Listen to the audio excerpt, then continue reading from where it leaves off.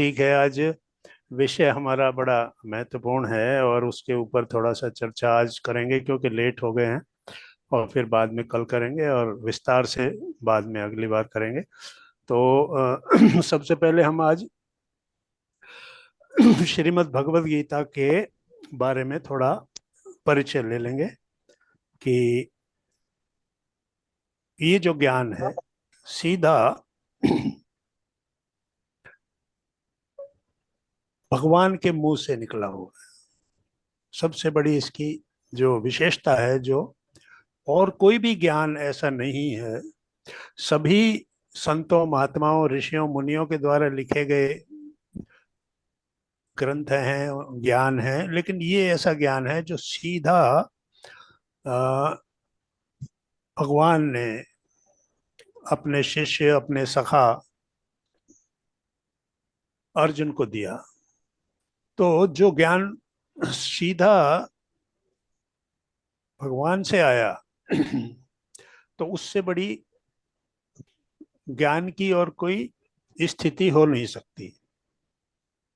तो इसलिए भगवत गीता के ऊपर अभी तक हर संत ने, हर ज्ञानी ने, हर मुनि ने, हर विद्वान ने अपनी समझ के हिसाब से अपनी टीका लिखी है, अपनी टिप्पणी लिखी है। अपनी समझ को, गीता उसकी समझ में किस प्रकार से आई, इस प्रकार से उसको समझाया है। तो इसलिए ये 5वीं 6ठी शताब्दी में शंकराचार्य, आदि शंकराचार्य ने भी गीता पर अपनी टिप्पणी लिखी। और आज भी इस शताब्दी में, पिछली शताब्दी में, आज भी बड़े बड़े विद्वानों ने, योगानंद जी, शिवानंद जी, ओशो, अरविंदो, कोई भी ऐसा विद्वान नहीं हुआ, संत नहीं हुआ, ज्ञानी नहीं हुआ जिसने गीता पर अपना वक्तव्य, अपना मत न दिया हो कि मेरी समझ में गीता किस तरह से आई। तो इसलिए इसका महत्व है कि ये अकेली ऐसी ज्ञान की एक छोटी सी एक, जैसे कहते हैं ना कि ये एक उपनिषद है। तो ज्ञान का एक छोटा सा ये पुस्तक है जिसमें कुल 700 श्लोक हैं और 18 अध्याय हैं। महाभारत का युद्ध 18 दिन ही चला था और ये 18 अध्याय इसमें है। और इन 18 अध्यायों में अर्जुन की मोह को, सबसे बड़ा जो इस संसार में जब जीव आता है तो जो पहली सांसारिक प्रवृत्ति उसके अंदर विकसित होती है, वो होती है मोह, अटैचमेंट। माता पिता से अटैचमेंट, परिवार से, भाई बहन से, संपत्ति से, अपने आप से। धीरे धीरे जैसे जैसे वो बड़ा होता जाता है, ये अटैचमेंट, ये राग जो है, ये गहरा होता जाता है और फिर इतना प्रबल हो जाता है कि इस संसार को छोड़ने जैसी बात भी करना उसके लिए, क्योंकि वो इतना अटैच हो जाता है, राग इतना गहरा हो जाता है कि वो उससे बंध जाता है। तो चेतन जो स्वतंत्र आत्मा है और जड़ जो ये संसार है, जड़ता जिसका नियम है, ये चेतन जड़ के साथ इस तरह से गांठ बांध लेता है कि ये उससे अलग नहीं हो पाता। तो भगवत गीता में यही बताया गया है कि मोह के कारण इस संसार से जो तुमने अपने चैतन्य को बांध दिया है, गांठ बांध दी है, उस गांठ को कैसे खोला जाए। अब इसी बात को अलग अलग तरीके से उन्होंने बताया है कि अलग अलग तरीके हैं। यानी तू मेरा अंश है, तू मेरा अंश है, तू संसार में आया है, वापस मुझ तक आने के तेरे क्या क्या रास्ते हैं। तो तेरा मुझसे वियोग हो गया, अब वापस मुझसे योग होने के लिए, मुझसे जुड़ने के लिए, मेरा साथ एक होने के लिए तुझे क्या क्या कर सकता है, कौन कौन से रास्ते हैं, जिससे तेरा ये मोह जो है, मोहजन्य, मोह से उत्पन्न हुआ इस पृथ्वी के जीवों के प्रति, इस पृथ्वी के प्रति जो तेरे अंदर गठबंधन हो गया है, तू इसको अपना समझने लग गया है, इससे कैसे तुझे अलग होना है। तुझे अलग होना ही पड़ेगा, लेकिन जो जीते जी अलग हो गया, जब हमारा समय पूरा हो जाता है तब तो सब कुछ अचानक छोड़ के जाना ही पड़ता है। पर मुक्ति वो है जो यहां रहते रहते ही इस राग से मुक्त हो जाए। तो मोक्ष कहीं दूर नहीं है, मोक्ष के लिए कहीं दूसरे लोक में नहीं जाना है। मोक्ष प्राप्ति का अर्थ है इसी जीवन में, इसी जगह रहते हुए, इसी संसार में रहते हुए उन बंधनों को, उन अटैचमेंट्स को तोड़ देना, बंधन मुक्त हो जाना और अपने जीवात्मा को मुक्त कर देना।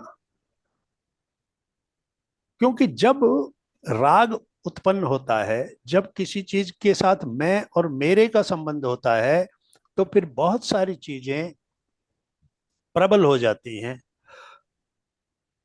फिर काम, क्रोध, मद, लोभ, मोह, मात्सर्य, ये प्रबल हो जाते हैं, ये आत्मा के शत्रु हैं।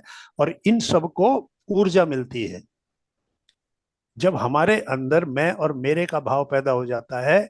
तो मैं क्या करता हूं, मेरे से जो भी मेरे कुटुंबी जन हैं, मेरे परिवारजन हैं, मेरी संपत्ति है, मेरा नाम है, वो सब चीजों के साथ मैं ऐसा जुड़ जाता हूं कि मैं फिर उनसे अलग नहीं हो पाता। और मेरे हर निर्णय, हर सोच विचार के पीछे मेरा ये जो सृष्टि मैंने रची है, मेरा मेरा करके और मैं करके जो मैंने एक छोटा सा अलग संसार बना लिया है, यही मेरा अहंकार है।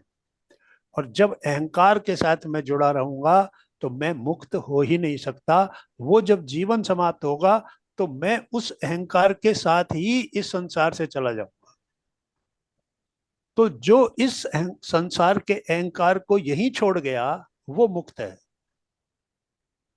और जो अंत समय तक भी उनके साथ जुड़ा रहा, उस गांठ को खोल नहीं पाया, तो फिर वो उस अहंकार से अर्जित, उस अहंकार से कमाई हुई सारी इच्छाएं, मैं और मेरा की भावनाएं, मेरा धन, मेरे कुटुंबीजन, मेरे बच्चे, ये चीजें लेकर जब वो जाता है तो उसे वापस वापस आना पड़ता है। और वो कहीं ना कहीं किसी न किसी रूप में वहीं चक्कर लगाता रहता है। फिर वो किसी दूसरे रूप में उसी परिवार के आसपास आएगा, उस परिवार में भी आ सकता है, क्योंकि उसका जो वो मोह है वो टूट नहीं रहा है। तो फिर तुरंत वो वापस इस संसार में। तो श्री कृष्ण कहते हैं गीता में कि तू इस संसार में कब तक भटकेगा, इस संसार में कब तक आएगा, कहीं तो तू मेरी तरफ आने के बारे में सोच, क्योंकि तू मुझसे दूर हुआ है। संसार से तो तू दूर है ही, लेकिन संसार को तू भ्रमवश अपना मान रहा है। तो इस संसार के साथ जो तूने झूठा बंधन बना लिया है, इसको तोड़कर मुझ तक आने का जो तेरे रास्ते हैं वो मैं तुझे बताता हूं। तो इसमें उन्होंने 6 अध्याय जो है वो बताए हैं कर्मयोग के ऊपर, यानी कर्म के द्वारा मुझ तक कैसे पहुंचा जाए। ज्ञान योग 6 अध्याय में बताया कि ज्ञान किस तरह मुझ तक लेकर आता है। और भक्ति योग कि अगर तुझे कर्म और ज्ञान की भाषा समझ में नहीं आ रही तो तू मुझ पर सब कुछ छोड़ दे, मेरे प्रति समर्पित हो जा, मैं जो हूं मुझ पर विश्वास कर, सर्व धर्म परित्याज्य मामेकम शरणम व्रज। सब कुछ छोड़ दे, तेरी समझ में कुछ नहीं आ रहा तो तू मत कुछ भी कर,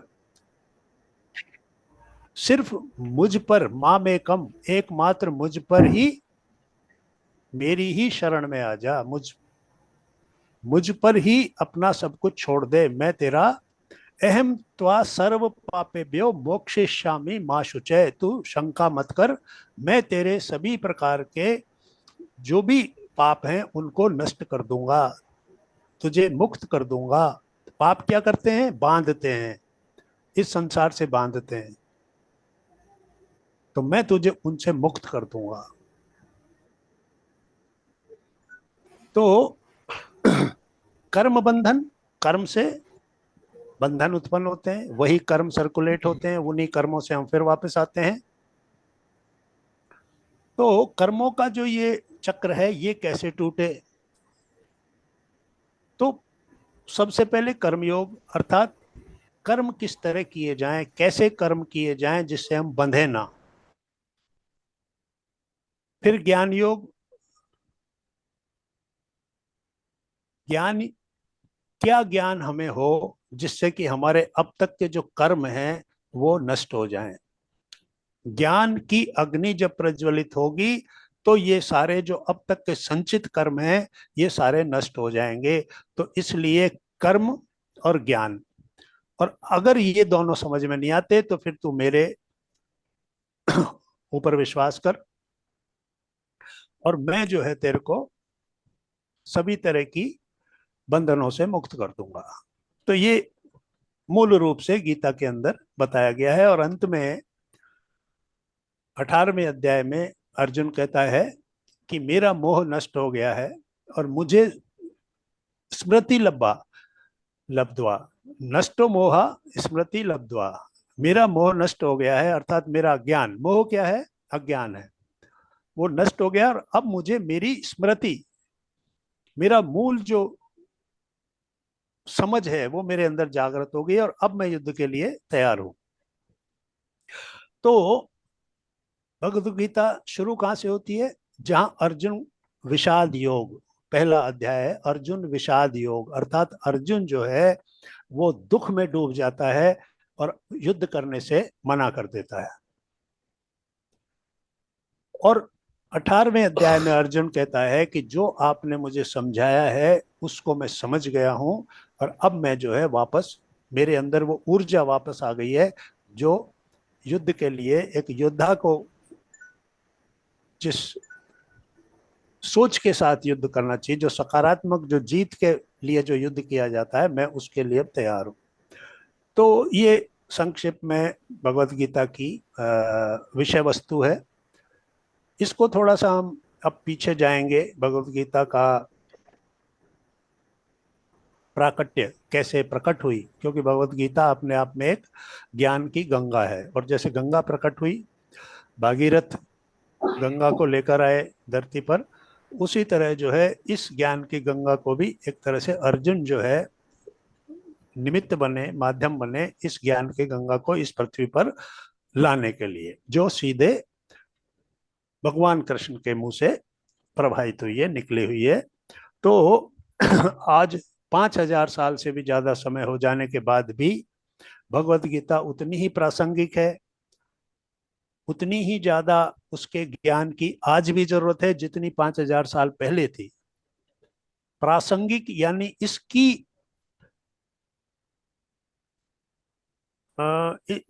ये जैसा भी समय गुजर रहा है, चाहे पहले द्वापर युग गुजरा, अब कलयुग आया, कितना समय गुजरा, कितने शासक हुए, कितना परिवर्तन हुए इस समाज में, इस दुनिया में, लेकिन भगवत गीता तब भी प्रासंगिक थी। 5वीं 6वीं शताब्दी की शंकराचार्य के समय भी भगवत गीता उतनी ही प्रासंगिक थी, और आज 21वीं शताब्दी में भी भगवत गीता का उपयोग, उसका ज्ञान उतना ही आवश्यक है, या उतना ही हमारे लिए हमारा कल्याण के लिए उपयोगी है, हम क्या कर सकते हैं, हमको क्या करना चाहिए। तो ये एक तरह का मैनुअल है। जैसे हम कोई नया फ्रिज या कोई नई गाड़ी लेके आते हैं तो एक साथ में बुक आती है, उसको मैनुअल कहते हैं, मैनुअल ऑफ इंस्ट्रक्शंस। तो उसके अंदर लिखा होता है कि इस गाड़ी में आपको ये करना है, ऐसे संभालना है, इतने दिन में सर्विस करानी है, ऐसा वो सभी कुछ उसमें लिखा होता है। इंजन के बारे में ये सारी डिटेल सब होती है। तो ये जो भगवत गीता है, ये हम जब मनुष्य शरीर धारण करते हैं तो उस वक्त हमारे साथ आया हुआ एक मैनुअल है, जो इस मैनुअल के हिसाब से चलता है।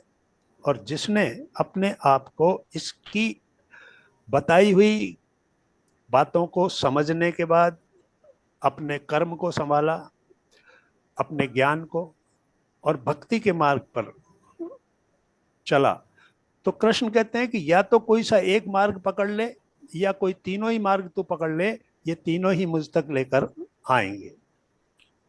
इस प्रकार से ये भगवत गीता है। तो हम थोड़ा पीछे चलेंगे कि हस्तिनापुर राज्य है, वहां पर महाराज शांतनु का राज्य है। सत्यवती से उनकी आसक्ति होती है।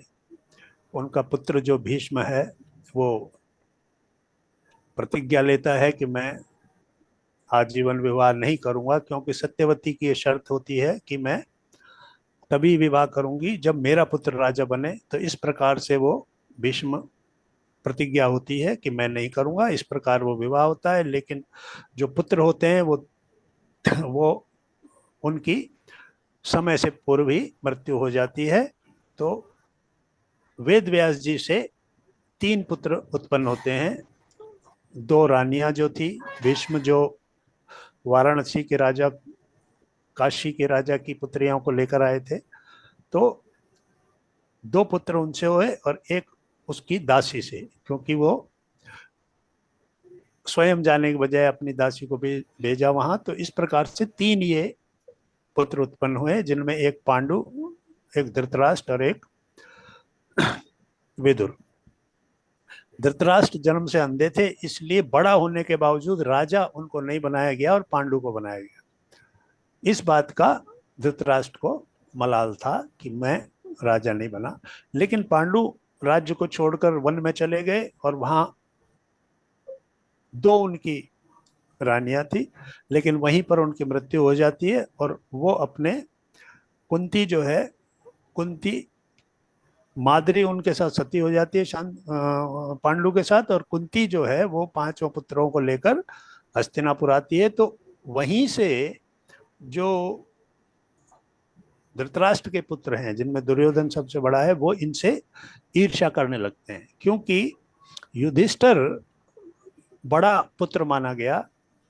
तो ये माना गया कि राज्य का अधिकारी ये युधिष्ठिर रहेगा। तो दुर्योधन को ये एक तरह से अपने लिए बहुत बड़ा खतरा नजर आया कि ये, तो वो उनको नष्ट करने के लिए, मारने के लिए बहुत से प्रयत्न करता है, बट वो नहीं मार पाता।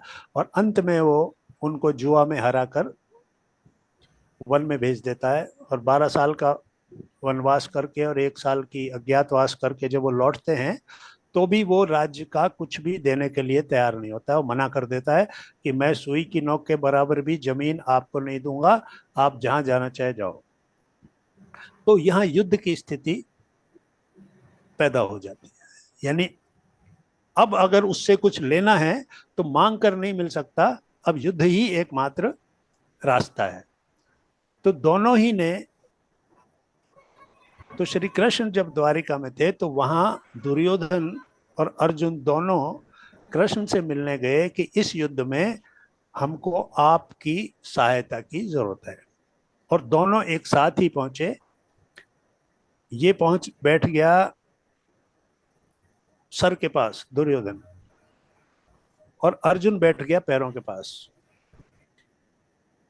श्री कृष्ण सोए हुए थे, जैसे ही उनकी आंख खुली तो उनकी नजर अर्जुन पर पड़ी। तो उन्होंने कहा कि भाई आप कैसे आए? तो उन्होंने कहा कि युद्ध होने वाला है और हम आपसे आपकी सहायता के लिए आए, मांगने के लिए। तो उन्होंने देखा कि दुर्योधन भी बैठा हुआ है, तो उन्होंने कहा कि पहला हक अर्जुन का है। अर्जुन से पूछा कि पहले नजर मेरी तुम पर पड़ी है, तुम बताओ। तो अर्जुन कहता है कि जो कुछ भी ये मांगते हैं मेरा दुर्योधन, आप पहले इनको दो। इस बात की वो नहीं है कि पहले आपने मुझे देखा, आप इनको दो। तो दुर्योधन कहता है कि मुझे आपकी सारी सेना चाहिए। तो अर्जुन कृष्ण कृष्ण कहते ठीक है, ले लो सारी सेना। और अर्जुन कहता है कि मुझे आप चाहिए, मतलब आप मेरे साथ रहे हैं और सारी सेना चाहे आप इनको दे दो। तो इस प्रकार से वो दोनों अलग अलग हो गया। कृष्ण रह गए अर्जुन के पास अकेले और उनकी सारी सेना चली गई दुर्योधन के पास। और इस प्रकार से वो युद्ध का जो मंच है वो तैयार हो गया। 18 अक्षौहिणी सेना ये संख्या थी। उसके अंदर 12 अक्षौहिणी थी दुर्योधन की तरफ से और 6 अक्षौहिणी थी पांडवों की तरफ से।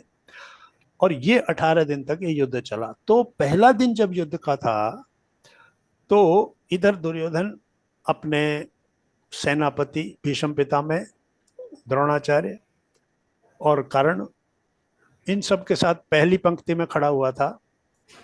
और इस तरफ पांडवों की सेना खड़ी हुई थी। तो अर्जुन ने कृष्ण से कहा कि आप मेरे रथ को वहां ले जाकर खड़ा कीजिए ताकि मैं ये देख सकूं कि मुझसे युद्ध करने की इच्छा रखने वाले कौन कौन लोग हैं। मैं देखना चाहता हूं, क्योंकि अपार सेना खड़ी हुई थी, तो मैं थोड़ा सा देख लेता हूं।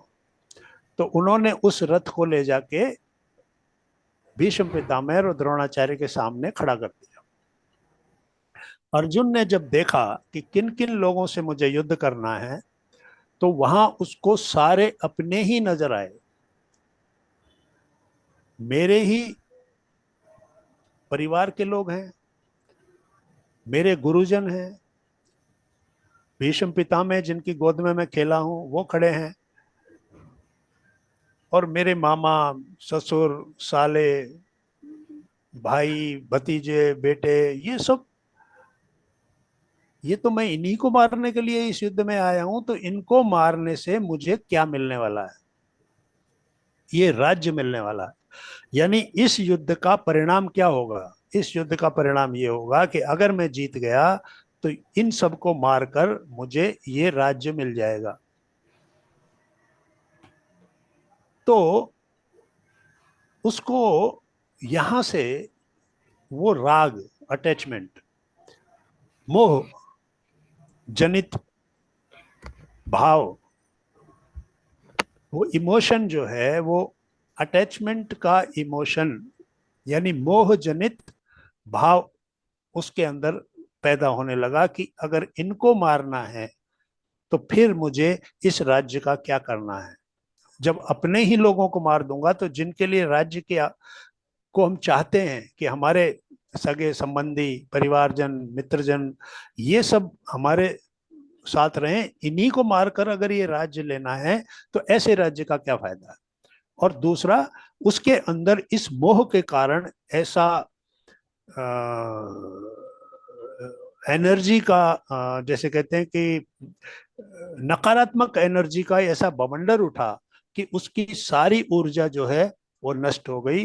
वो धीरे धीरे इतना कमजोर पड़ गया कि उसने कहा कि हे केशव, ये मेरे जो लोग हैं इनको, गुरुजनों को और सभी को मारकर ऐसा युद्ध मुझे नहीं करना। और राज्य छोड़ो, मैं तो भीख मांग कर भी खा लूंगा, लेकिन मैं ऐसा पाप कर्म नहीं करूंगा कि मुझे इन सबको मारना पड़े और फिर ये राज्य प्राप्त करूं।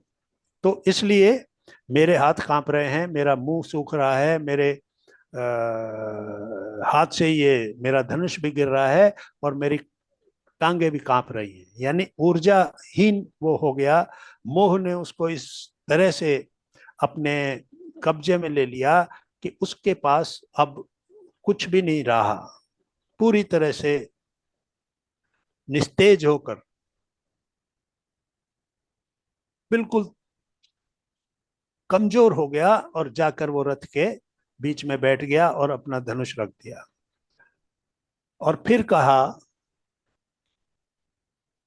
हे कृष्ण, जो मेरा ज्ञान है उसके मुताबिक ये एक पाप हम करने जा रहे हैं, अपने ही लोगों को मारना। इन लोगों को जब हम मारेंगे तो कितने ही परिवारों की स्त्रियां जो हैं वो वो, वो बेघर हो जाएंगी। उनके साथ किस तरह के आगे संबंध उनके होंगे, क्या वो स्त्रियां करेंगी, एक अलग तरह का पूरा समाज में प्रभाव पड़ेगा। और हम जो ये करने जा रहे हैं ये कितना उचित है और कितना अनुचित है ये भी हमको नहीं पता। तो हम इस युद्ध को क्यों करने चाहते हैं, सिर्फ इस राज्य के लिए? इससे तो अच्छा है कि हम छोड़ दें इस सब को, और हम जैसे वन में तो रहते ही आए थे, बहुत साल रहे हैं, तो हमारे लिए तो सामान्य सी बात है। तो फिर वो कहता है कि मैं इस कायरता के दोष से और अज्ञान में आया हुआ, यानी मुझे पता नहीं है कि सही क्या है और गलत क्या है।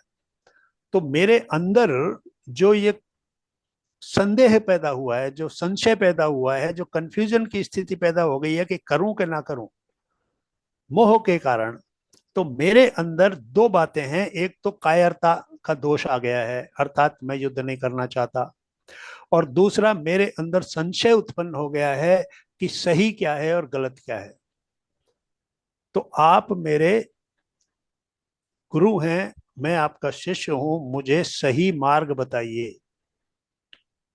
जो मेरा तर्क था वो तर्क मैंने आपको बता दिया, जो ज्ञान मेरे अंदर था वो मैंने आपको बता दिया कि मेरे को लगता है कि ये गलत है, लेकिन मैं संशय में हूं, मुझे अपने ज्ञान के बारे में इतनी स्पष्टता से पता नहीं है। इसलिए आप मुझे इस ज्ञान के बारे में बताइए जिससे मेरा ये संकट दूर हो, मैं जिस स्थिति में हूं इससे मुझे बाहर निकालिए।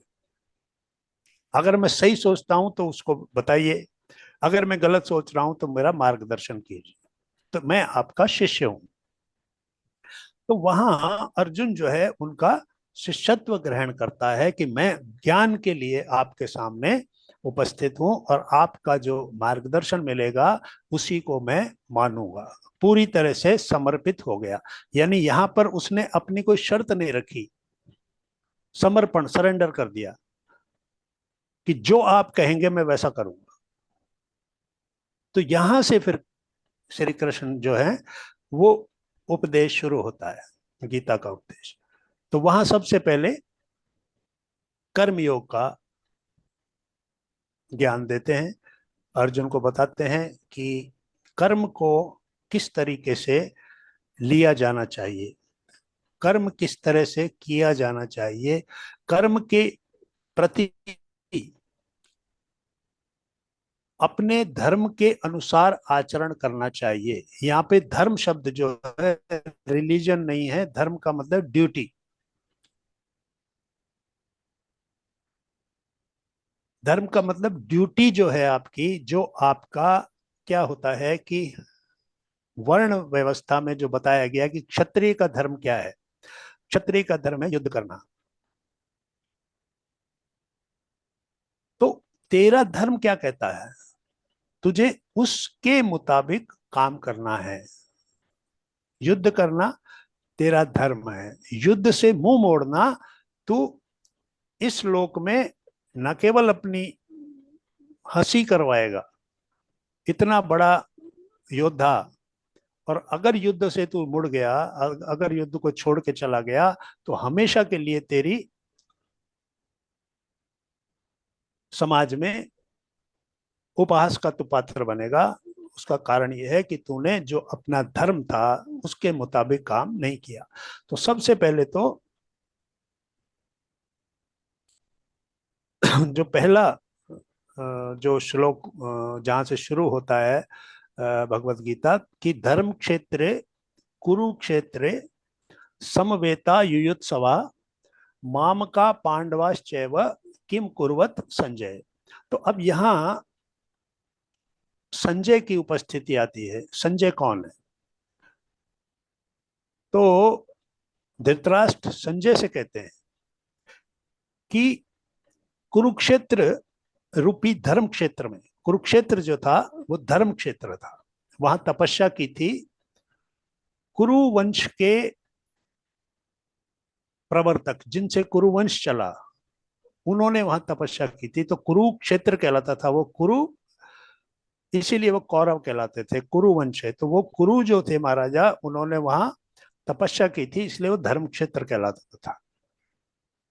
तो धर्म क्षेत्र कुरुक्षेत्र में, यानी युद्ध भी अगर हो रहा था तो नियमानुसार हो रहा था और एक धर्म क्षेत्र में हो रहा था। उस वक्त इतने नियमों के साथ जीवन को जिया जाता था कि युद्ध भी अगर होता था तो उसके पीछे भी पूरी प्रणाली थी, एक सिस्टम था, उसको फॉलो किया जाता था। तो वहां पर युद्ध का आयोजन हुआ था। महर्षि व्यास ने धृतराष्ट्र को ये कहा था कि ये जो युद्ध है ये तुम्हारी वजह से हो रहा है। मैंने तुमको चेतावनी दी थी कि तुम दुर्योधन को उचित मार्ग पे लाओ, लेकिन तुमने नहीं माना। तुम्हारा मोह, तो ये अर्जुन का मोह था जो युद्ध को नहीं करना चाहता था, और वो धृतराष्ट्र का मोह था जिसके कारण युद्ध हुआ। धृतराष्ट्र का मोह क्या था? पुत्र मोह। धृतराष्ट्र अपने पुत्र के प्रति इतना अटैचमेंट था, इतना राग था उसको अपने पुत्र के प्रति, इतना ज्यादा वो भाव रखता था कि वो चाहता था अपने मन में कि मेरा पुत्र ही राजा बने, मेरे पुत्र को ही राज्य मिले। तो यहां पर जो स्थितियां थी वो ये थी कि धृतराष्ट्र का मोह इस युद्ध का कारण बना और अर्जुन का मोह इस युद्ध से हटने का कारण बना।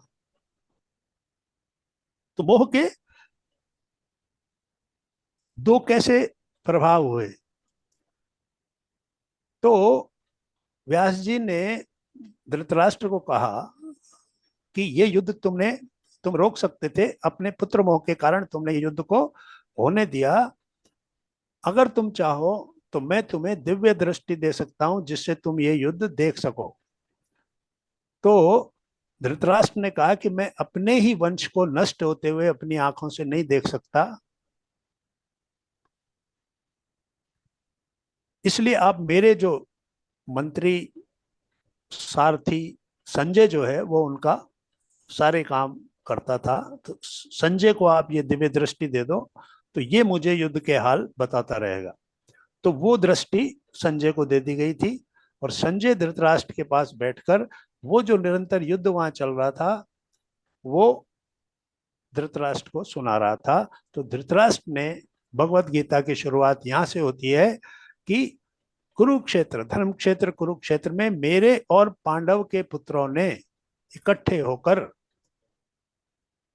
क्या किया, संजय ये बताओ। तो यहां से संजय वो चर्चा शुरू करता है, उसको बताता है और वहां से फिर निरंतर युद्ध की स्थितियां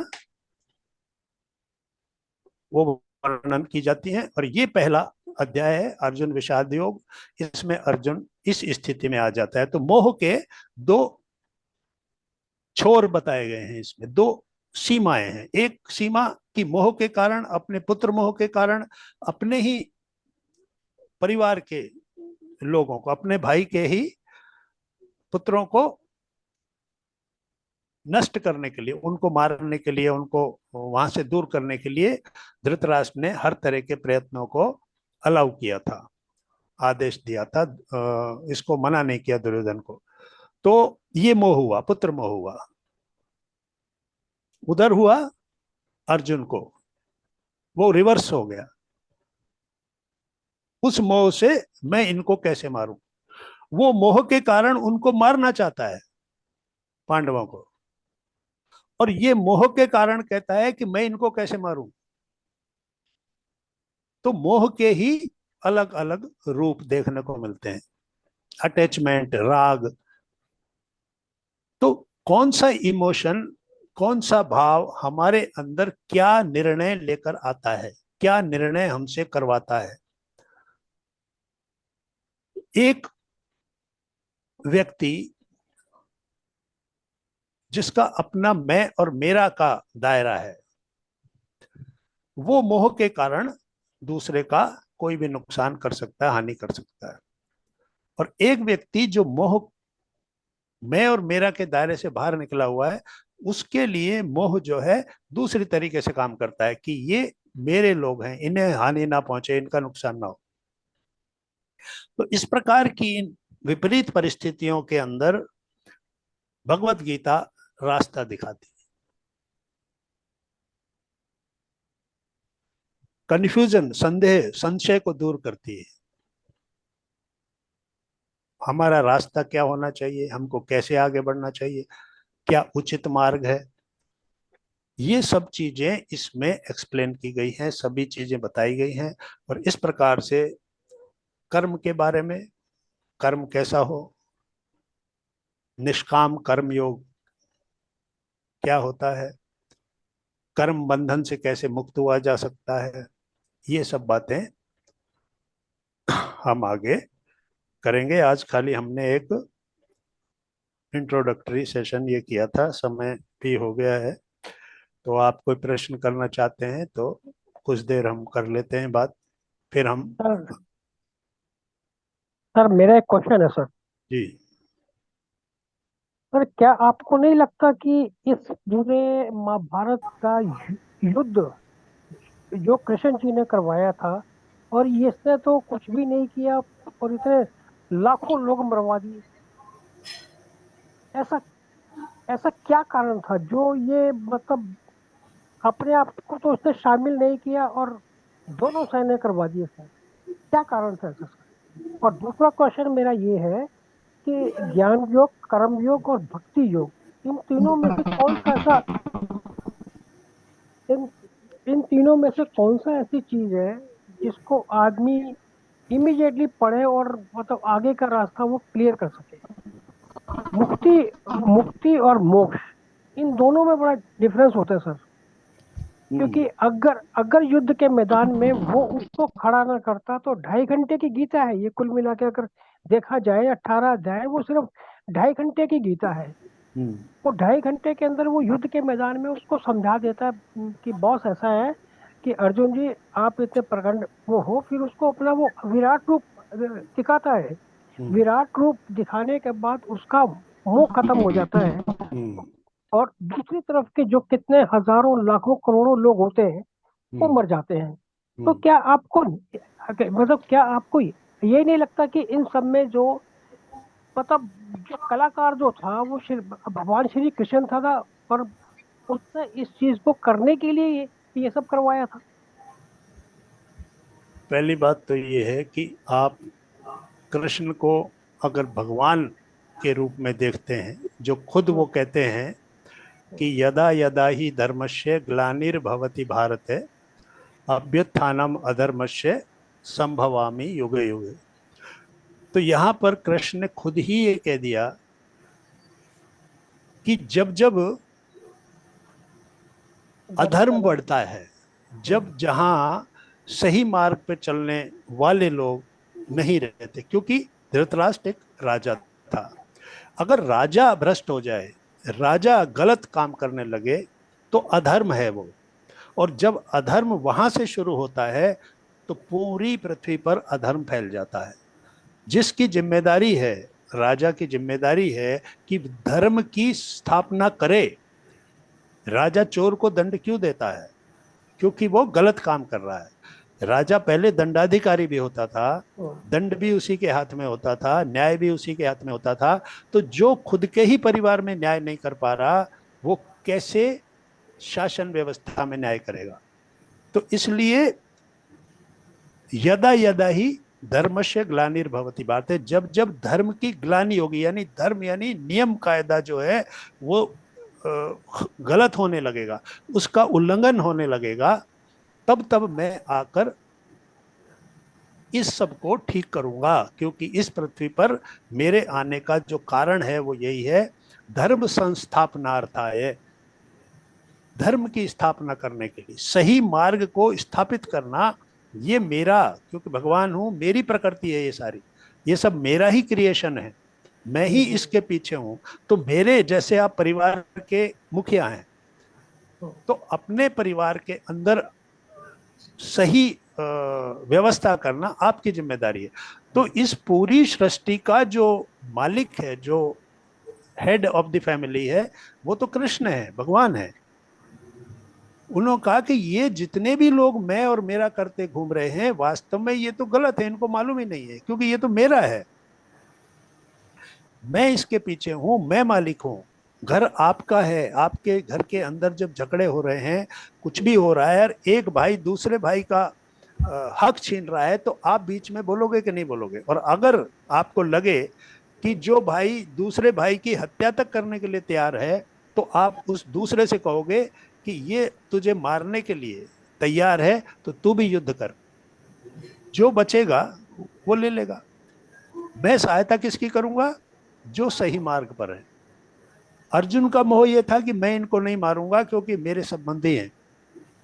धृतराष्ट्र का मोह, पुत्र का मोह था, कहता है कि चाहे मारना पड़े पर राज्य को नहीं छोड़ूंगा। तो यहां पर एक स्थिति को सुधारने के लिए, ताकि आने वाले समय में, क्योंकि ये सृष्टि ना तो 5,000 साल पहले तक ही थी और ना अब आगे यहीं तक है, ये अनंत समय तक चलेगी। और जो पिछले इतिहास के पात्र हैं, उन्हीं से हम ज्ञान लेते हैं। राम, रावण, वो आज भी हमारे समाज में है, आज भी हम उनसे ज्ञान लेते हैं, आज भी उनकी कथाएं पढ़ते हैं, रामलीला देखते हैं, कृष्ण लीला देखते हैं, महाभारत देखते हैं। वो जो पहले हो चुके हैं, वो आगे आने वाले समय के मार्गदर्शक होते हैं, मार्गदर्शक कथाएं होती हैं, वो कथाएं सुनाई जाती हैं, उन कथाओं से ज्ञान ले लिया जाए, उन कथाओं के हिसाब से अपने जीवन को व्यवस्थित किया जाए। तो कृष्ण की ये जिम्मेदारी है, वो परिवार का हेड है, भगवान है। अगर उनको आप भगवान मानते हैं, तो ये पूरी सृष्टि उन्हीं की है। यहां अगर कोई गलत काम कर रहा है, तो उसको दंड देना या सुधारना उन्हीं का काम है।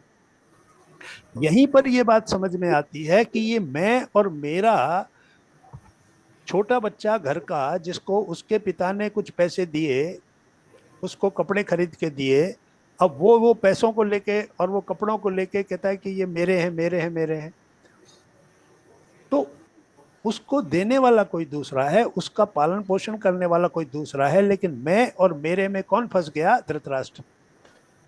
तो उसको फिर नष्ट होना पड़ा, उसका पूरा परिवार नष्ट हुआ, और इस प्रकार से अधर्म जो है वो पूरी तरह से हट गया और धर्म की स्थापना हुई, यानी युधिष्ठिर को राजा बनाया गया। और फिर उन्होंने जो उचित था वो काम किए। इसलिए युद्ध मरवाया जैसा कुछ नहीं होता। और ये जो आपकी बात है कि इतने लोगों को मरवाया, वही चीज अब आगे अर्जुन को समझाएंगे कृष्ण। ये जो आपका प्रश्न है, समझ लीजिए कि अर्जुन ने जब ये कहा कि मैं इनको नहीं मारूंगा, तब कृष्ण ने क्या कहा था? ये तो तब पहले कृष्ण ने क्या कहा था कि ये आत्माएं हैं जिन्होंने शरीर धारण किया हुआ है, तू इनको नहीं मारेगा। ये तो स्वयं ही मरे हुए हैं, जिस दिन ये पैदा हुए थे उस दिन ही मृत्यु इनके खाते में लिख दी गई है। कौन कितने दिन रहेगा इस दुनिया में, ये तो उनका प्रारब्ध तय करता है। तो ये प्रारब्ध से जो जो जो जिस जिसको, क्योंकि वो सब युद्ध के मैदान में आए हैं, तो ये सब प्रारब्ध से इतने ही साल के लिए आए थे, तो ये तो आत्माएं हैं। ये पहले भी थे, ये सभी लोग आज भी हैं और कल भी रहेंगे। क्यों? क्योंकि ये आत्माओं के रूप में मैं इनको देख रहा हूं, और तू इनको मनुष्यों के रूप में देख रहा है। तू शरीरों से उनको पहचान रहा है, मैं आत्माओं से पहचान रहा हूं। तो इसलिए ज्ञान जो है वो यही तो दिया था कि नया जन्म मिलते ही यही आत्मा एक दूसरे नाम से जानी जाएगी, किसी दूसरे परिवार की हो जाएगी। तू जिनसे अटैचमेंट किए हुए है, वो कितने दिन तक तेरे साथ हैं, कितने दिन तक तेरे हैं? इनका शरीर ही, ये तो कोई दूसरे हो जाएंगे। तो वही तो समझाया गया है, जो आज हम अभी सिर्फ गीता की प्रारंभिक बात की है, वही तो फिर आगे समझाया गया है कि तू जिनको जिस रूप में देख रहा है वो है ही नहीं। ये तो एक ड्रामा के अंदर जो पात्र बनाए जाते हैं, एक प्ले होता है। उस प्ले में अगर किसी आदमी को कहा जाए कि तुम पिता बनोगे, तुम पुत्र बनोगे, तुम पत्नी बनोगे, तुम ये बनोगे, तो वो तो एक प्ले है। उस ड्रामे के खत्म होने के बाद वो सब अपने अपने अलग हो जाएंगे, उनका एक दूसरे से कोई लेना देना नहीं होगा। तो यही आत्मा का इस ड्रामे में, इस पृथ्वी पर आने के बाद वो एक ड्रामे में, एक नाटक में भाग लेता है, और उस नाटक में वो मोह पैदा कर लेता है। वही मोह कृष्ण दूर करना चाहते हैं कि ये एक प्ले है, एक ड्रामा है। इसमें अपने अपने प्रारब्ध से कोई किसी का पिता बन गया, कोई किसी की बेटा बन गया, कोई रिश्तेदार बन गए, सगे संबंधी बन गए। ये प्रारब्ध के चक्र से सब एक दूसरे के साथ जुड़ गए हैं, क्योंकि पिछले जन्मों के इनके कर्म एक दूसरे के साथ बांध रहे हैं। इनको एडजस्टमेंट करना है, सेटलमेंट करना है अपने कर्मों का। तो इसलिए ये एक कुटुंबी हो गए। अब ये अगर एक दूसरे के साथ अटैचमेंट करके बैठ गए, तो ये नाटक खत्म होते ही तो सब कुछ खत्म हो ही जाएगा। जो व्यक्ति लेकिन चला जाता है वो क्या रह जाता है? कुछ नहीं। सर, उसको क्या लेकिन सर, याद रहता है? लेकिन सर इसमें जो तीन चीजें बताई आपने, ज्ञान योग, भक्ति योग और कर्म योग, आज के टाइम में मनुष्य को कौन सा ऐसा इन तीनों में से अप्लाई करना चाहिए जिससे कि वो अपना जिंदगी को ठीक करे और डायरेक्ट वो एक मतलब निष्कपट आत्मा बन के अपने शरीर का त्याग करे? देखिए, ऐसा होता है, श्री कृष्ण ने खुद ये कहा है कि अगर तुम ज्यादा गहराई में नहीं जाना चाहते कि मैं कर्म की थ्योरी को समझूं, ज्ञान की थ्योरी को समझूं, तो तुम भक्ति मार्ग पे आ जाओ। हम्म, भक्ति मार्ग में कुछ नहीं करना है, सीधे मेरे को सरेंडर करना है। सरेंडर कैसे करते हैं? कि जो भी तुम्हारे जीवन में आ रहा है उसको खुश होकर स्वीकार करो, क्योंकि वो मैं दे रहा हूं। तुम किसी चीज में शिकायत मत करो, प्रारब्ध से जो कुछ मिल रहा है वो स्वीकार करो, और मेरे प्रति समर्पित रहो कि मैं मेरे हर काम को आपको समर्पित करता हूं। मैंने ये काम किया, मैं इसके फल से बंधा हुआ नहीं हूं। क्या होगा ये आपका काम है, मैंने मेरा काम किया है। भक्ति में समर्पण की आवश्यकता होती है, सरेंडर, कि मैं आप जो कहोगे मैं वो करूंगा, मेरा कुछ नहीं है। जब मेरा कुछ नहीं है, मैं कुछ नहीं हूं, मेरा कुछ नहीं है, तो फिर मेरे दुख का क्या कारण है? जब मैं अपनी संपत्ति, कुटुंबियों के साथ मेरे संबंध, मेरे समाज में मेरी स्थिति, इन सब से जुड़ा हुआ हूं, इन सब से जरा भी कमी हो जाए तो मुझे दुख हो जाता है। तो कृष्ण कहते हैं कि ये तो एक ड्रामा है, ये तो एक समय के साथ है। शरीर और शरीरी दो हैं। ये शरीर है, अंदर शरीरी है, शरीरी मालिक है, तू उसको देख ही नहीं पा रहा है। शरीरी जो है उसको जिस दिन तू देख लेगा, उसको रियलाइज करना, उसके प्रति अवेयरनेस पैदा करना, वही तो भक्ति है। आप भक्ति में सरेंडर करके देखो, विश्वास हमको नहीं होता। छोटे बच्चे को खिलाते वक्त जब हम ऊपर उछालते हैं तो वो हंसते हुए आपके हाथ में आता है, क्योंकि विश्वास है उसको कि ये मुझे पकड़ लेंगे, पढ़ लेंगे। डरता नहीं है। तो उतना विश्वास अपने अंदर पैदा करना कि ये मुझे पकड़ने के लिए खड़े हैं। तो वो फेथ जो है ना, श्रद्धा, पहले श्रद्धा यानी उसके प्रति झुकाव, फिर विश्वास। तो ये जो क्रम चलता है, आस्था, श्रद्धा, विश्वास, और फिर पूर्ण समर्पण, कि अब मेरा जो कुछ भी है, मेरे जीवन के प्रति मुझे कोई चिंता नहीं है। जो भी परिस्थितियां आ रही हैं वो परिस्थितियां मैं स्वीकार करता हूं हंसते हुए। अगर दुख के अंदर दुखी हो गए, कोई गलत दुख होता क्या है, एक्चुअली वो हमारा अपना इमोशन होता है, हमारी अपनी भाव होता है। कुछ भी हुआ बाहर जो मेरे मुताबिक नहीं हुआ, मेरी इच्छा के मुताबिक नहीं हुआ, तो सिद्धांत ये है कि मेरे मन के मुताबिक हुआ तो अच्छा है, मेरे मन के मुताबिक नहीं हुआ तो और भी अच्छा है। अब इस बात को कैसे समझें कि मेरे मन के मुताबिक नहीं हुआ तो और भी अच्छा कैसे है? क्योंकि वो उसके मन के मुताबिक हो रहा है। दो ही मन है बस, आपके मुताबिक होगा या उस ईश्वर के मुताबिक होगा। अगर आपके मुताबिक हो गया तो आप संतुष्ट हो जाओ कि मैंने ये चाहा था, ये हो गया। लेकिन अगर वैसा नहीं हुआ तो वो क्या चाहता है, वो हो सकता है कि अभी आप एक छोटी चीज से संतुष्ट हो जाएं और वो अभी आपको वो नहीं दे रहा, और बाद में जब समय गुजरे और आपको पता चले कि अगर मैं वो मिल जाता मुझे तो मैं वहीं अटक जाता, जबकि मेरे प्रारब्ध में तो ये बड़ी चीज लिखी थी।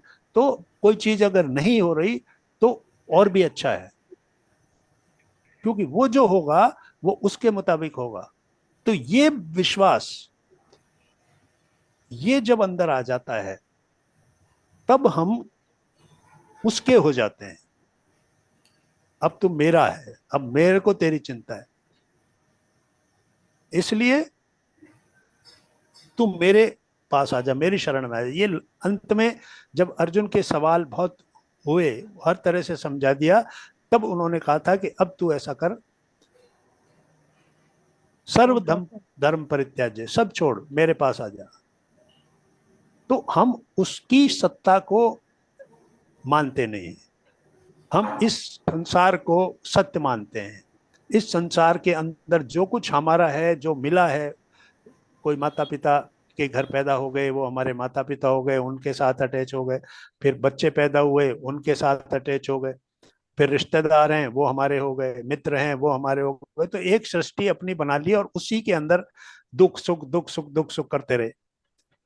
तो वो ये कहते हैं कि ये तो नाटक तेरे इस दुनिया में रहने तक ही है, उसके बाद तो ये तुझे इससे कोई संबंध ही नहीं रहेगा। तो ये मोह को छोड़, अटैचमेंट को छोड़। वो अटैचमेंट जो वहां अर्जुन को हुआ था वो सभी के मन में स्थायी रूप से बसा हुआ है, और हमारे हर दुख का कारण वो मोह ही है। तो उसको दूर करना है। और कोई प्रश्न?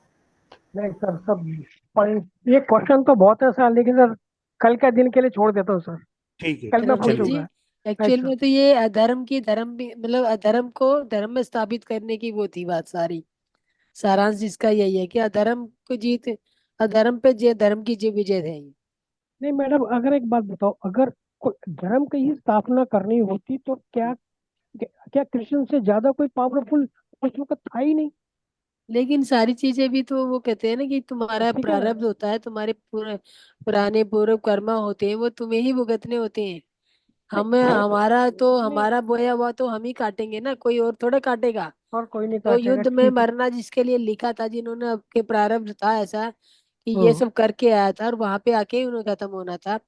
तो आप हम्म। अगर इसके पीछे जाएंगे ना, महाभारत के पीछे जाएंगे थोड़ा, महाभारत का जो बेस है, हम्म। शांतनु जो है, महाभारत के बेसिक वो है सूत्रधार जो है शांतनु है। और शांतनु किसका बेटा है? शांतनु राजा भरत, जो शकुंतला और दुष्यंत का बेटा होता है भरत। चुकंदर।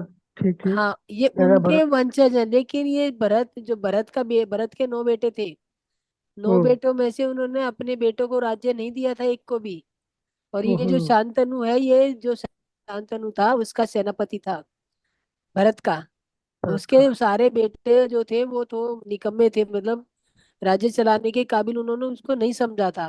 नहीं उन्होंने समझा, अपने ठीक। बेटों को छोड़ के और अपने सेनापति को राज दिया, और उसी के कुल में फिर आके राज के लिए मारामारी हो रही है। That's clear, that is clear, that is clear, that is कि क्लियर, मतलब। वहां धर्म स्थापित करने के लिए उसने अपना परिवार छोड़ दिया और अपने हम्म, सेनापति को राज दे दिया। हम्म, शांतनु जो है, शांतनु उसका सेनापति होता था, उसका बेटा नहीं है। वो राजा भरत का बेटा नहीं है शांतनु। हम्म, आप पीछे जाके पढ़ के देखना। ठीक है मैडम, शुरू करते हैं मैडम। हाँ, लेकिन होता क्या है कि गीता एक बार में पढ़ी नहीं जाती मैडम। ये गीता गीता को। एक बार में एक लाइन समझ आ जाएगी ना आपको। हम्म, जितनी बार पढ़ोगे उतनी मीनिंग बदल जाएंगे उसके। वही वही वही प्रॉब्लम ये होती है कि एक बार मैं कंप्लीट कर चुका हूँ, दूसरी बार से मैंने चालू किया हुआ है, लेकिन हर बार एक लाइन के बाद अगली लाइन में जाता हूँ, तो वहीं पे मैं स्टॉप हो जाता हूँ। तो रमेश जी, हम कौन सी गिनती में आते भाई दिव्य। जो हम्म, आज तक जब ये गीता महाभारत जो लिख रहे, ये जो श्री कृष्ण जो है ना मोटिवेशनल स्पीकर, इसके हम्म, बाद तो ना तो कोई ऐसा ज्ञाता होगा, मतलब बताने वाला होगा। और जो हम्म, उसके मुख से जो निकली थी गीता, उसको हम्म, डी कोड करते हुए इतनी सदियां बीत गई, हम्म। अभी भी वो पूरी तरह डिकोड नहीं हो पाई है, तो डिकोड हम नहीं कैसे हुई, समझ डिकोड नहीं हुई। पाएंगे। आई हम एग्रीड, कैसे आई समझ एग्रीड, पाएंगे। आई एग्रीड, 100% आपने तो सही जब कहा। इतने बड़े बड़े वो कहते हैं साइंटिस्ट और ये सब लगे, मतलब ज्ञाता जो होते हैं धर्म उसके, हम्म, वेद के जो जानने वाले होते हैं, वो अभी डिकोड नहीं कर पाए, तो हम कौन सी गिनती में हमारी हैं? कोई गिनती नहीं है। हमारी तो सरेंडर। केजी भी नहीं है अभी, हम तो समझ लो कि उंगली पकड़ के चलना सीख रहे हैं। ठीक ठीक ठीक, ठीक है मैम। धन्यवाद, धन्यवाद। Thank you. शर्मा शर्मा जी को भी धन्यवाद। बहुत बहुत कोटि जी जी कोटि जी प्रणाम। जी जी कोटि कोटि वेलकम। प्रणाम सर। यस शंभू मास्टर, जी। किसी और का कोई सवाल है? जी जी शंभू जी बताइए। जी मास्टर, मेरा ये सवाल था कि जब युद्ध स्टार्ट होने वाला था तो अर्जुन ने बोला था कि अगर हम ये युद्ध करेंगे और इतने लोग मारे जाएंगे, फिर इनकी जो पत्नियां हैं वो मतलब वो आपने बताया था जो वे विवाचरण विधवा करेंगी हो तो जाएंगी। हाँ मतलब फिर वो हाँ, उनका कुछ वर्ड चरित्र बदल जाएगा। हाँ कुछ और वो, वर्ड हाँ, यूज ये किया सही, तो हाँ। बोला था कि उनसे उत्पन्न संतानें वर्ण हम्म संकीर्ण कहलाएंगी। तो वर्ण संकर कहलाएंगी। हाँ वर्ण संकर। तो हाँ वो जी। मुझे जानना था कि वो क्या कहना चाह रहे थे। और दूसरा सवाल ये है मेरा कि जो जाति व्यवस्था है इसका मतलब गीता में भी वर्णन आया है, ब्राह्मण क्षत्रिय वैश्य और शूद्र। तो ये हम्म, व्यवस्था मतलब बहुत पुरानी व्यवस्था चली आ रही है, मतलब ईश्वर की बनाई हुई है। ये टॉपिक थोड़ा दूसरी तरफ हटा दिया मास्टर आपने, लेकिन सतपाल जी बताइए इनको, कभी मौका मिलेगा तो इसे भी ब्रीफ में बताया जाएगा आप। हम्म। देखिए, एक तो वर्ण संकर की बात है। अलग अलग वर्ण में पहले विवाह जो संबंध होते थे वो निश्चित उसके मुताबिक होते थे। बहुत पहले, पहली बात तो वर्ण का मतलब क्या होता है? वर्ण का मतलब होता है रंग, कलर।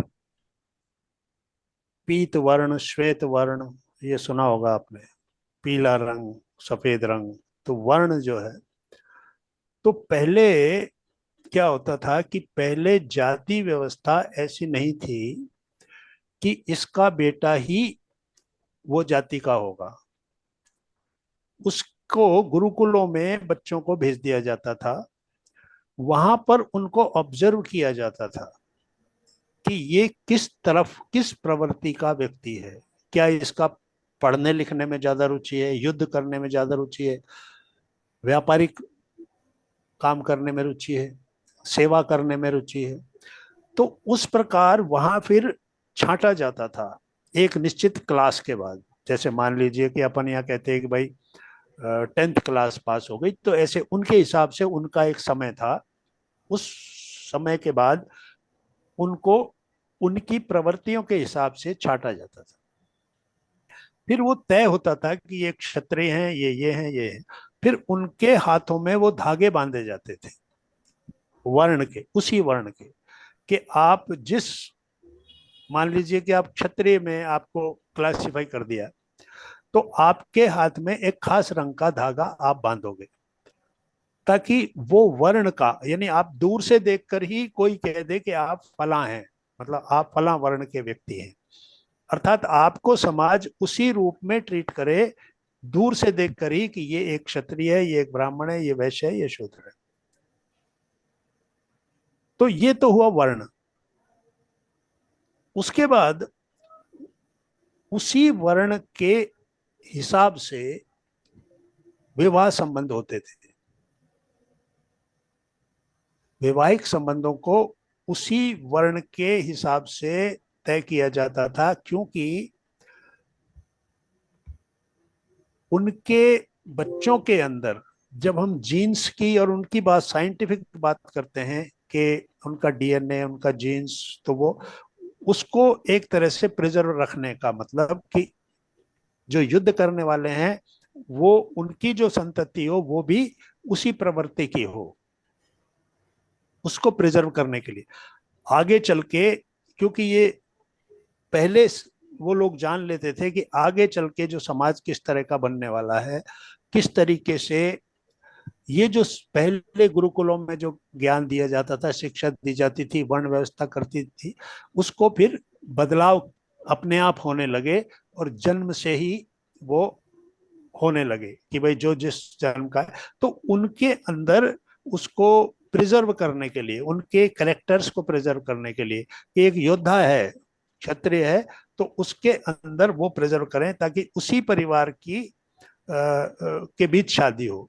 तो वर्ण संकर का मतलब होता है कि किसी दूसरे वर्ण की स्त्री और किसी दूसरे वर्ण का पुरुष, जब इनके बीच शादी होगी तो वो जो संतान होगी उसके जो करेक्टर्स होंगे वो क्लियर नहीं होंगे, मतलब एक तरह से उनको क्या कहा जाए, वही संकर। संकर मीन्स दो जब अलग अलग प्रजातियों को मिला के जैसे कोई चीज तैयार हो, तो ना इसके गुण क्लियर हुए न उसके अंदर, ना इसके गुण क्लियर हुए, तो वो एक मिक्स्ड जो ब्रीड कह सकते हैं, उस तरह की जो होती है उसको वर्ण संकर कहते हैं, मिक्स्ड ब्रीड। ओके। और दूसरा क्या था? जाति व्यवस्था वो आपने बता दिया कि मतलब गुरुकुल में तय होता था। गुरुकुल में ये सब होता था। ये बहुत पहले कभी की बात है, उस वक्त आबादी भी कितनी होती थी। अगर आप पीछे हटते चले जाएं, पीछे हटते चले जाएं, आज से 100 साल पहले कितनी आबादी थी, फिर उससे और 100 साल पहले। बहुत सारे इस संसार के ऐसे देश हैं जो सिर्फ 200-300 साल पहले ही अस्तित्व में आए हैं, उससे पहले वो खाली जमीनें पड़ी थी। अमेरिका जो आज सबसे शक्तिशाली देश है वो सिर्फ 300-400 साल पहले ही अस्तित्व में आया है, उससे पहले वहां कुछ था ही नहीं। रेड इंडियंस रहा करते थे, मीन्स रेड इंडियंस मीन्स वो वहां की जो जनजातियां हैं वो रहा करती थी, थोड़े बहुत लोग वो शिकार वगैरह किया करते थे। तो ऑस्ट्रेलिया कब बसा? जब अंग्रेजों ने जाके जहाज से सभी आइलैंड्स को अप्रोच किया, कि वरना पहले तो अप्रोच की ही प्रॉब्लम थी, हवाई जहाज तो होते नहीं थे, नावें इतनी पावरफुल होती नहीं थी। जब धीरे धीरे जहाजों में, पानी के जहाजों में इतनी पावरफुल उन्होंने वो डाली कि वो दूसरे महासागरों में चलने लगी, तब उन्होंने खोजा कहीं पे कोई आइलैंड। तो ये सारा कुछ पिछले 400-500 साल का ही खेल है। सिर्फ भारतीय ही वो संस्कृति है जिसका बैक में जाओ तो पता ही नहीं पड़ेगा कितने हजार साल पीछे चले गए आप।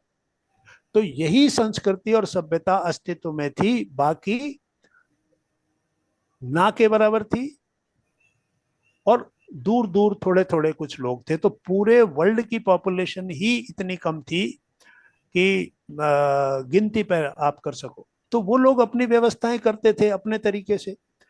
लेकिन अब जब वो इतना फैलता जा रहा है, मानव समुदाय इतनी ज्यादा संख्या में हो गया है,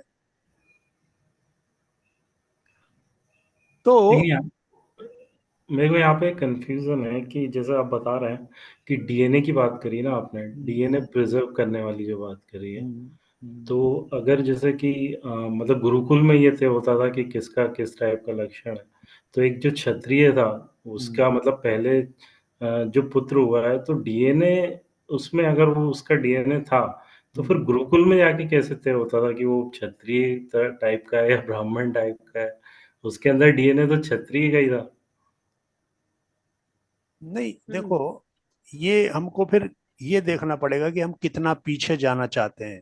जी मैंने कहा ना कि कुछ लोग थे, संख्या बहुत कम थी, उन लोगों ने अपने, क्योंकि अभी अगर बहुत ज्यादा पीछे जाएं तो कितने से लोग आपको द्वापर युग की अगर अपन बात करें कि भाई कितने लोग थे तो क्या संख्या थी, अगर तो जब ये शुरू हुआ था तब तो बहुत कम लोग थे गुरुकुलों में ही, यानी गुरुकुलों में और छोटे छोटे गांव में ही लोग रहते थे।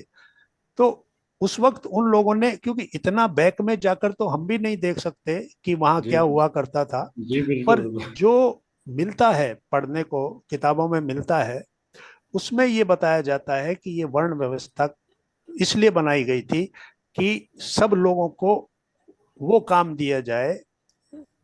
जैसे आज भी क्या कहा जाता है कि बच्चे को वो काम करने दो जो वो करना चाहता है। माँ बाप को ये कहा जाता है, मतलब ये जो नई थ्योरी चल रही है कि बच्चे के ऊपर थोपो मत, है ना। आपके मन में है कि मैं इसको साइंटिस्ट बनाऊं या डॉक्टर बनाऊं या ये इंजीनियर बनाऊं, लेकिन बच्चे को पूछो कि वो क्या बनना चाहता है। इस व्यवस्था को उस वक्त लागू करना चाहते थे, समझे ना। अभी तो क्या है कि हमने बच्चों को अपनी मर्जी के मुताबिक, तो उसको तो पता ही नहीं होता है, वो 8वीं 9वीं क्लास में बच्चा क्या जानता है कि मेरे को क्या पढ़ना चाहिए, क्या बनना चाहिए। लेकिन आपको पता है कि ये सीए बनाऊंगा तो ये पैसा कमाएगा, डॉक्टर बनेगा तो ये होगा, तो आपने खुद तय किया। तो उसका अब क्या है कि जो कर्म होता है वही धर्म होता है एक्चुअली, यानी पहले कर्म के अनुसार धर्म होता था। अब यहां आपने उसका कर्म खुद तय किया कि इसको मैं डॉक्टर बनाऊंगा, तो अब एक डॉक्टर जो है उसका एक अलग धर्म हो गया, वो क्या करेगा। तो इस इसलिए पहले वो जो काम दिया जाता था समाज के लिए, ये क्या करेगा, वो वहां उसकी ऑब्जर्वेशन होती थी कि ये इस काम के लिए फिट है। तो वो चीज अगर आज भी की जाए, अगर स्कूलों में बच्चों का कोई ऐसा टेस्ट लिया जाए जिससे उनकी मेंटल एबिलिटी या उनका झुकाव पता चल सके, तो उनको सजेस्ट किया जा सकता है कि भाई आप इस जॉब के लिए, आप इंजीनियर बनने के लिए आईआईटी के लिए तैयारियां कर रहे हैं, लेकिन आपका जो अंदर से जो वो बोल रहा है, जैसे सोल प्लान हम कहते हैं, या ऑब्जेक्ट क्या है इस संसार में आने का, तो थोड़ा उसकी तरफ अगर वो ध्यान देने लगेंगे। अभी क्या हो गया है, मनी इज द मोटो, जी किस काम के अंदर ज्यादा पैसा है। तो आईआईटी बनना या आईआईटी करके कोई कुछ ऐसा नहीं है कि उस आदमी के अंदर कोई ऐसा गुण छुपा हुआ है कि वो आईआईटी, लेकिन आईआईटी का पैकेज बहुत ज्यादा होता है, ये बाहर जाते हैं, इतना पैसा कमाते हैं, ये करते हैं। तो जो मोटो है वो उस आदमी की एबिलिटी को देखकर काम नहीं किया जा रहा है, उसके ऊपर थोपा जा रहा है। तो ये थोपना नहीं होता था, उसके अंदर से उन गुणों को देखा जाता था कि ये किस काम के लिए, समाज के लिए बेस्ट रहेगा। तो इसलिए वो काम को बांट दिया करते थे कि भाई तुम ये करो, तुम ये करो, तुम ये करो। तो इसलिए ये व्यवस्था तो की गई थी एक अच्छे उद्देश्य के साथ, क्योंकि समाज को व्यवस्थित करना ये किन लोगों के हाथ में था, जो उस वक्त ऋषि मुनि हुआ करते थे। जी यही लोग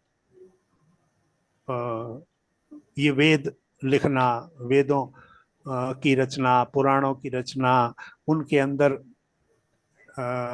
आपको क्या करना चाहिए, क्या धर्म है क्या अधर्म है, किस काम को करना सही है, कौन सा कर्म सही है, कौन सा गलत है। तो ये सब चीजें पहले व्यवस्थाएं की गई थी। और आज भी जब हम कहते हैं कि भाई ये व्यक्ति धार्मिक है, तो हम ये समझते हैं कि जैसे ये मंदिर जाता है तो ये धार्मिक है। धार्मिक व्यक्ति वो है जो धर्म के लिए भी जरूरी है। और अगर हमारी स्पिरिचुअल ग्रोथ करनी है तो भी जरूरी है। अब यम में क्या बताया गया है? सत्य, अहिंसा, अस्तेय, अपरिग्रह, ब्रह्मचर्य। तो ये धर्म है, ये व्यक्ति इनको फॉलो करेगा तो एक तरह से उसकी सही मार्ग पे है वो, तो वो आगे बढ़ पाएगा, अपनी कॉन्शियसनेस के प्रति अवेयर हो पाएगा। क्योंकि ध्यान करना, समाधि में जाना, ये सारी चीजें एक्चुअली क्या हुआ, जैसे जैसे समाज में सुविधाएं बढ़ी, भोग की वस्तुएं बढ़ी, वैसे वैसे व्यक्ति सांसारिक होता चला गया, इंद्रियां प्रबल होती चली गई, सेंसेस जो है हमारे, मन जो है हमारा, वो भटक गया, और जो रास्ता था वो भूल गया कि मुझे यहाँ सेल्फ रियलाइजेशन के लिए मैं आया हूँ, मुझे अपनी चेतना का विकास करना है। उसकी बजाय वो संसार से, ये जो मोह की बात हम कर रहे हैं, संसार से मोह उसको हो गया, और मोहग्रस्त होकर वो बस इसी संसार में बार बार आता जा रहा है। कारण क्या है कि अपने अंदर इच्छाएं लेके जाता है, अपने अंदर मोह लेके जाता है, अटैचमेंट लेके जाता है, और वो अटैचमेंट उसको वापस खींच लेता है। तो मुक्ति, जो मोक्ष और मुक्ति की बात अभी कर रहे थे कि मोक्ष क्या है, मुक्ति क्या है? मुक्ति है इसी संसार में इस संसार की चीजों को छोड़ देना, कि जो सामान मैंने इकट्ठा किया था अब मैं जा रहा हूं, ये मेरे अब किसी काम का नहीं है, ना मेरा कुछ ये है ना वो है। तो वो जब छोड़ दिया, अंदर से निकाल दिया, तो मुक्त हो गए, है ना? जी। तो आपको मुक्ति को किसी लोक से नहीं जोड़ना है कि भाई वहां गए तो मोक्ष मिल गया, वहां गए तो मोक्ष। मोक्ष कोई, मोक्ष का मतलब मुक्त होना, और मुक्त मीन्स जो बंधन जिन्होंने, जो हमने खुद ही बांधे हैं, है ना? अब एक रस्सी लेके खुद को ही किसी से बांध दिया, ये मेरा बेटा है, ये मेरा धन है, ये मेरा मकान है, ये मेरा खेत है, ये मेरा जो जो भी चीजें हैं, उनसे एक एक रस्सी से अपने आप को खुद नहीं बांधा हुआ है। तो उनसे मुक्त होना, डिटैचमेंट होना, वैराग्य विकसित करना, क्योंकि ये मेरे थे ही नहीं, मैं तो इस संसार में आए हुए ही मुझे कभी 60-70 साल हुए हैं, तो ये चीजें मेरी थी नहीं, लेकिन मैं अब इनसे कैसे बंध सकता हूं? तो उनसे अपने आप को बांध लिया, तो वो बंधन में आ गए, बंधन में आ गए तो वो चलता जा रहा है, पुनरपि जननम पुनरपि मरणम, बार बार मर रहे हैं, बार बार जन्म ले रहे हैं। क्यों? क्योंकि मोक्ष के बारे में सोचा ही नहीं। जबकि पुरुषार्थ क्या है? 4 पुरुषार्थ हैं: धर्म, अर्थ, काम और मोक्ष। धर्म अर्थात नियम से चलो, ड्यूटी अपनी पूरी करो। अर्थ, नियमानुसार पैसा कमाओ जिससे कि अपनी आवश्यकताएं पूरी कर सको। काम यानी अपनी इच्छाएं पूरी करो। और फिर मोक्ष। तो मोक्ष के लिए काम बताया था ना। संन्यास आश्रम क्या था पहले? 100 साल का जीवन में आप सभी ने पढ़ा है कि ब्रह्मचर्य आश्रम, गृहस्थ आश्रम, वानप्रस्थ आश्रम, संन्यास आश्रम। तो वो संन्यास आश्रम मोक्ष के लिए ही तो था, कि अब सेल्फ रियलाइजेशन के लिए काम करना है। तो 4 पुरुषार्थ: धर्म, अर्थ, काम, मोक्ष, और 4 गृहस्थ, 4 आश्रम। ब्रह्मचर्य आश्रम शिक्षा लो, गृहस्थ आश्रम में कामनाएं, इच्छाएं पूरी करो, पैसा कमाओ, अर्थ।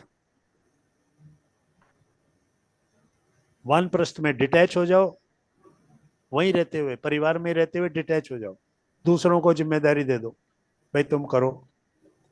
और फिर जब देखो कि ये पूरी तरह से सक्षम हो गए हैं, सब अपना काम कर रहे हैं, तो आप घर छोड़ दो। फिर क्या करना है? फिर अपने बारे में सोचना है कि ये जो सोल है मेरी, अब मैं इसके लिए क्या करूं। ये मोक्ष है। यानी आप मुक्त हो गए ना, आप तो छोड़ के आ गए सब कुछ, अब आपका कुछ है ही नहीं। अब जो कर रहे हैं आप, वो मोक्ष के लिए कर रहे हैं। लेकिन इन आज के समाज में ये सब बातें हम कर सकते हैं, सिर्फ ज्ञान की बातें हैं, ये बातें कर सकते हैं। इनको लाइफ में उतारना ये बहुत बड़ा चैलेंज है, क्योंकि हम सराउंडिंग्स को देखकर चलते हैं, हमारे चारों तरफ का जो समाज है उसको देखकर चलते हैं। हमारा अलग से कोई अब पहले आश्रम थे, संन्यास आश्रम में चले गए, आप जंगल में चले गए, आप रह सकते हो वहां पे, इस तरह का माहौल था। आज आप एक दिन लाइट चली जाए तो नहीं रह सकते, पानी की व्यवस्था कौन जंगलों में वन में कौन करेगा? क्या हम लोग इतने सशक्त हैं क्या? हम तो पूरी तरह से डिपेंडेंट है ना, सारी चीजें हमको अब हम मिलने लग गई हैं। पहले व्यक्ति को अपने लिए सब चीजों को हासिल करना पड़ता था मेहनत से। तो हर शरीर के अंदर इतनी बल होता था कि वो जहां चाहे, और फिर गर्मी सर्दी बरसात जैसा कुछ होता नहीं था। पंख, एसी कूलर पंखे कौन कहाँ होते थे? जैसे भी सो रहे हैं वैसे ही हो रहा है। शरीर इतना एकोमोडेटिव होता था कि वो मौसम के हिसाब से रहता था। खाना ऐसा होता था कि जो खाना जिस मौसम में खाना है वैसा ही खाते थे, और उससे शरीर ऑटोमेटिकली एडजस्ट हो जाता था, उसको गर्मी लगती नहीं थी। अभी भी बहुत से गांव में आप जाइए, वहाँ गर्मी का खाना अलग है, सर्दी का खाना अलग है, उससे अपने आप शरीर के अंदर ठंडक और गर्मी आती है। तो ये सारा ज्ञान अब कहाँ रह गया है? जिन देशों के खाने उन देशों के वातावरण के हिसाब से बनाए गए थे कि कहीं फैट खाने में ज्यादा होता है, कहीं कुछ होता है, वो सब उठ के यहाँ आ रहे हैं, हमारे गर्म देश में आ रहे हैं। उनके विपरीत परिणाम आ रहे हैं, शरीर कमजोर हो रहे हैं, बीमार हो रहे हैं, क्योंकि ये समझ ही नहीं पा रहे कि ये स्वाद के लिए खाना नहीं होता, खाना पोषण के लिए होता है, न्यूट्रिशन जो शरीर को मिलना चाहिए। तो उन देशों में वो खाना ठीक है। ये जो खाने का जो आजकल माइग्रेशन हो रहा है ना, ये कितना खतरनाक होता जा रहा है। तो इसलिए बहुत सी बातें हैं जो हम सिर्फ कर सकते हैं, पर उनको जीवन में अपनाना और उनके मुताबिक जीना ये बहुत बड़ा चैलेंज है। बस ज्ञान होना चाहिए, पता होना चाहिए, सही मार्ग पे चल सकें, गलत ना करें, कर्म हमारे ऐसे हों कि हमको अगला जो हमारा फिर रोल जो मिले वो रोल अच्छा मिले। ऐसा ना मिले कि हम अभावग्रस्त जीवन जिए, ऋण चुकाते रहें, यानी गलत काम जो करके आए हैं। तो उनके प्रति भी अगर हम अवेयर हो जाएं, जिसके प्रति जो ड्यू है, किसी की सेवा करना ड्यू है तो वो पूरी करनी है। तो जो जो ड्यूज हैं वो पूरे कर देंगे तो आप अपने आप ही मुक्त हो जाएंगे। फिर आपको ऐसी परिस्थितियां वहीं से मिलेंगी कि आप आगे की जो अपनी यात्रा है, वो जो स्पिरिचुअल ग्रोथ की यात्रा है, वो आपको वहां करने का अवसर मिलेगा। तो अपने आप को मुक्त करते जाइए, कार्मिक अकाउंट जो है सेटल करते जाइए, कर्मों से मुक्त, बंधन से मुक्त होते जाइए। तो फिर नेचर आपको, प्रकृति आपको अपना सपोर्ट देने लगेगी कि अब तुम मेरी निगरानी में हो, अब मैं तुमको, क्योंकि अभी तक तुम अपने कर्मों से बंधे हुए थे, जो कुछ प्रारब्ध बनता था तुम्हारे कर्मों से बनता था। लेकिन अब तुमने कर्मा ज्ञानाग्नि दग्ध कर्माणाम, ज्ञान की अग्नि से तुमने कर्मों को जला दिया है, अब तुम सीधे स्वच्छ हो गए। तो अब मैं तुमको आगे का रास्ता बताऊंगी। तो जब यूनिवर्स हमको वो रास्ता बताने लगता है तो फिर आगे हमारा रास्ता अपने आप खुलता जाता है। लेकिन मनुष्य की क्या कमी है, प्रॉब्लम क्या है कि मैं अहम, मैं करूंगा, मैं करता हूं, मैं करूंगा तो ही होगा। तो ये जो अहम है ना, ये अहंकार से जो मुक्त होना, वही सबसे बड़ी बात। इसीलिए ध्यान करवाया जाता है। ध्यान में धीरे धीरे मन को शांत करो, क्योंकि वो अहंकार जो है ना, वो हमारे अंदर के मन की अवस्थाओं को, सभी चीजों को प्रभावित करता है। तो इसलिए बहुत सा बात है, समझने की बात है, अपने ऊपर थोड़ा थोड़ा काम करने की बात है। थोड़ा ध्यान से, थोड़ा ज्ञान से, थोड़ा किसी की बात सुन के, थोड़ा स्वाध्याय से, तो अपने आप को धीरे धीरे अपडेट करना है।